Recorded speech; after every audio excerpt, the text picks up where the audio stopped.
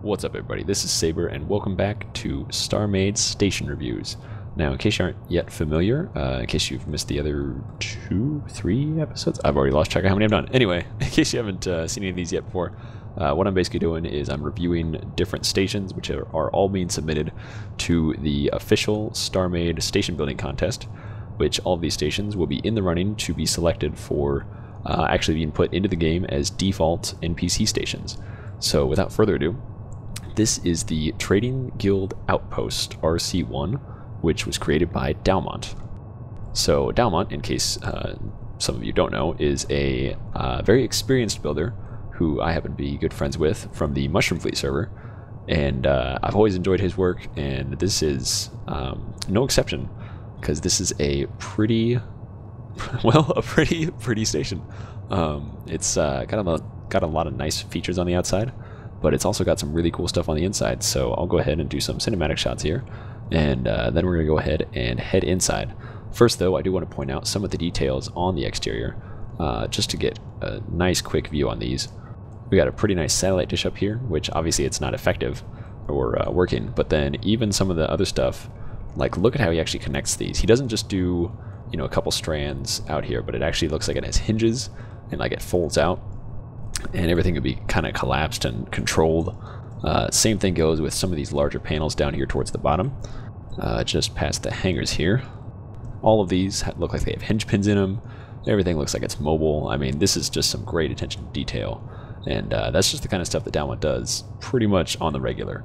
So really good to see that he's carrying out his consistent high quality ship design over to high quality station designs. So with that being said, let's go ahead and head inside. So inside here you can see it's just a hangar built for one. I believe it was built for a isanth, because it is a trading guild outpost, so he wanted to be able to fit in one isanth at a time, I believe. I got some lighting in here. I don't think there's any logic as far as the docking or lighting or anything goes, unlike the last one that we had, but that's completely fine, because he does have a logic gravity elevator, which unfortunately I'm not able to get to work correctly, because if you come up here, well, I guess you won't be able to see it because I have the HUD hidden, but basically if you step over this crystal, it's supposed to activate gravity, which will then launch you up here all the way up through this elevator shaft. And then what it's going to do, it's going to open this door for you, I believe at least, and then you hit this one, and then it drops you down as the door is closed, and then you're up here on this next level. So then this brings you to the biodome kind of area. It's a habitation ring, I believe is what he calls it. Or no, sorry, this is the biodome. There is a habitation ring. We'll get to that in a second. And so this kind of features 4 different planetary types, all contained within one very nicely made glass dome.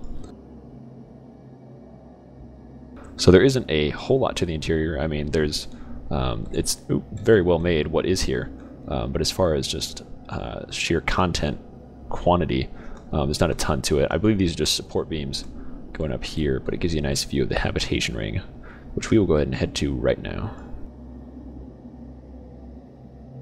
So it does get kind of dark in here. I do love, oh, I didn't point that out in the hangar though. Dalmont has started to, and this has been going on for a little while I suppose, but he adds a lot of great details, like through grills and floor paneling and through windows and all that kind of stuff. So you really get a nice depth feel to everything. It doesn't feel like it's just a contained hallway. It feels like it's part of a larger system. So with these power blocks in there, you know, you feel like you're actually walking over stuff. It's not just, oh, it's a, you know, a simple 3x3-ish hallway that you know, leads down to this habitation ring. So speaking of which, this is the habitation ring. Got some lights under the plants there, a little viewing area. I believe, and I could be wrong on this, but I believe this is kind of probably left a little unfinished on purpose. That way people can kind of customize it for themselves, because these are all designed to be NPC, you know, kind of starter stations. Nobody should be able to come in here and have a, you know, completely finished station for them, you know, just sitting around for them waiting. So it's kind of left open for the user to customize, I believe. That's as I understand it. I haven't talked to Dalmont about it. I haven't been talking to anybody about any of their stations. So it's all just been kind of, you know, what I can put together. But here you can see kind of those power conduits, I guess you could call them. from underneath of the actual walkway. But that is pretty much the whole station. I mean, there's not a ton to it. It's just a nice little outpost. Got some great views through these walkways. I really love the design of this thing. It's very very trade guild-esque, I suppose. Lots of grays, some blues in here, very civilian kind of feel to it. I would really like to see what this would look like, you know, with somebody actually setting up a you know, some rooms and stuff in the Habitation Ring.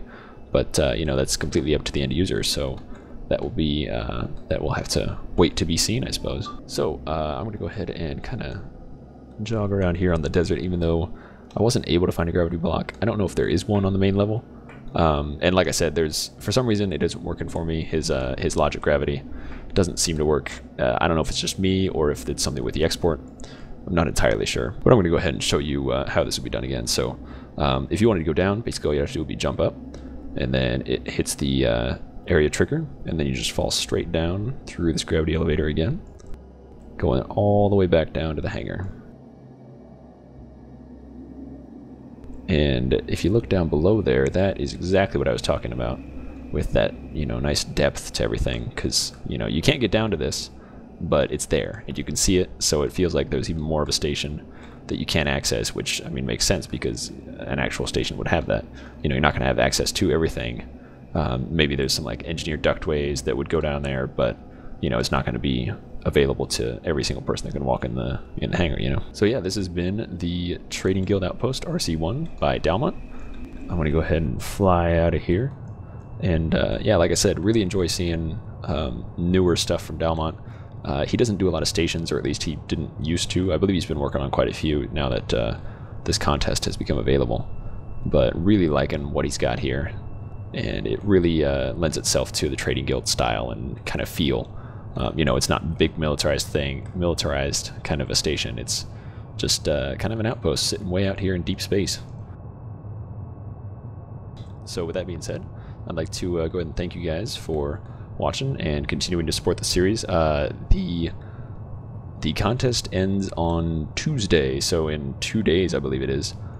So it's getting pretty close. So if you guys are still working on stations, better hurry up, because it's about time for those gates to close, and then we're going to have our final contestants being voted upon, or, well, sorry, selected by the dev team and or schema. I don't actually know how they're doing it, and that's fine, because that's their secret to know and ours to find out. So we'll just have to trust that those guys are going to select what is best for the game, and that I know we have some really good submissions for it, so I know we'll definitely have some quality stuff out there.